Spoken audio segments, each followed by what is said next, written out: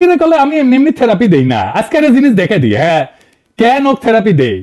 আসিফ নজরুলের প্রিয় মানুষকে মোস্তফা সরোয়ার ফারুকী, তাই না, কইছে না? আর ফারুকীর প্রিয়কে তানভীর মোকাম্মেল।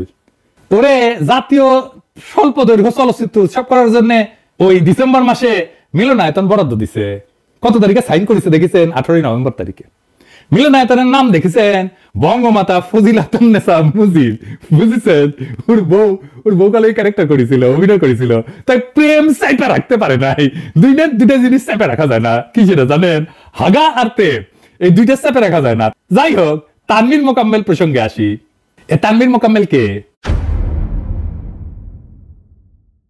উই হইতেছে সিপিবি হইতেছে আওয়ামী লীগের কালচারাল ফ্রন্ট, জানেন তো? এটা ডাব পাকলে যেমন নারকেল হয় না, তেমনি সিপিবি পাকলে আওয়ামী লীগ হয়। এমন পাকা সিপিবি ছিল মতিয়া চৌধুরী, নুরুল ইসলাম নাহিদ, শেখর দত্ত, আরো মেলা নাম কইলাম না আর কি। যাই হোক, আমি কইছিলাম না ফারুকের নামাই হয়েছে আওয়ামী ইন্ডিয়ান কালচারাল যে সাম্রাজ্য যেটা একেবারে ধ্বংস হয়ে গেছিল সেটারে পুনর্গঠনের জন্য। আরে তানভীর মোকাম্মেল এই হারামজাদা লাইভ করে কার সাথে দেখেছেন? আসাদ নূর নামের এক বর্জের সাথে।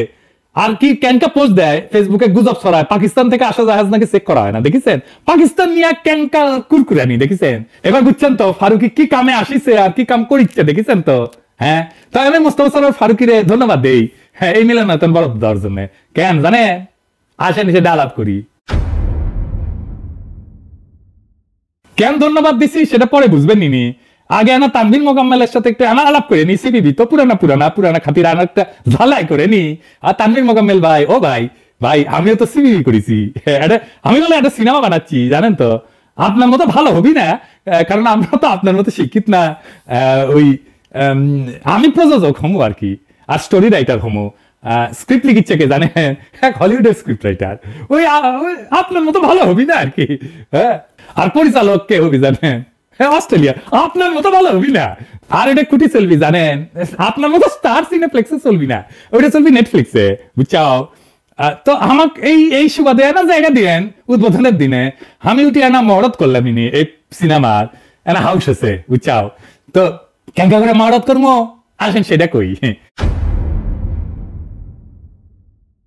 আমার মেলা দিনের খায় এসে বিপ্লবের পর থেকে যে যাত্রাবাড়ি যে মাদ্রাসা ছাত্রদের নেতৃত্বে বিরোচিত প্রতিরোধ হয়েছিল না, যে প্রতিরোধকে হাসিনার বাহিনী পরাস্ত করতে পারে নাই, সেই প্রতিরোধের যোদ্ধাদের আমার মাদ্রাসার ভাইদেরকে আমি আনা ভালো মন্দ খিলাম।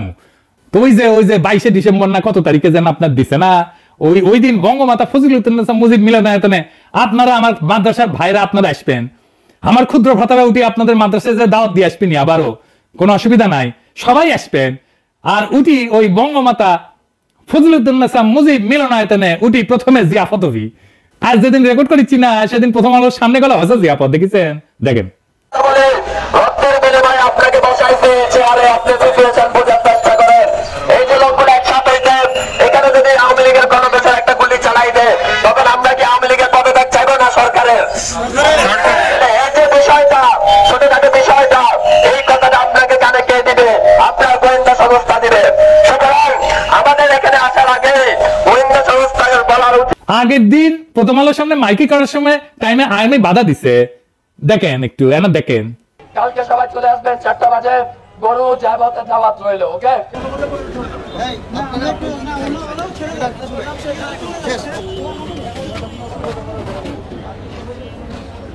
আর্মির ভাইরা কামটা গেলে ভালো করেন নাই, কোন সহিংসতা তো করে নাই, তাই না? বাধা দিতেছেন কেন? হাসিনা ঠোলার মতো কোন কথা থাকলে আমার সাথে কইবেন। ওরা আমার লোক, বাধা দিলে কলে কমান্ডিং অফিসারের ধর্ম।